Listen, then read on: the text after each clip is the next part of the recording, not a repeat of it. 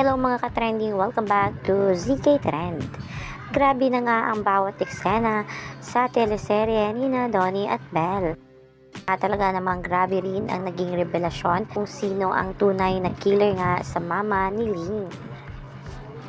Marami ngayong naawa dito sa karakter ni Belle na si Ling sa teleserye nilang Goodbye My Love, na kung saan ay dito na talaga namang grabe ang naging emosyon dito sa karakter nga ni Belle.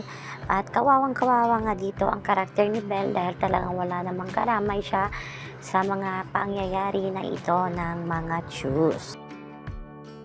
At dahil na nga sa top tier na aktingan nga ni Donnie at Belle dito at sa revelasyon nga ng Can't Buy Me Love kahapon, naging top 3 nga sa Netflix ang Can't Buy Me Love, at ngayong araw din ay naging top 3 pa rin ang Can't Buy Me Love sa Netflix. At syempre napapost rin ang ating Donnie at Belle sa sobrang tuwa at saya sa muling pag-top 3 nga ng kanilang teleserye. At muli ring tinalo ng Can't Buy Me Love ang katapat nga na time slot nila sa kabilang istasyon. Talaga namang namamayagpag ngayon ang Can't Buy Me Love.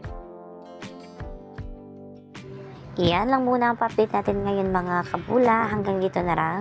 Maraming salamat sa inyong panonood.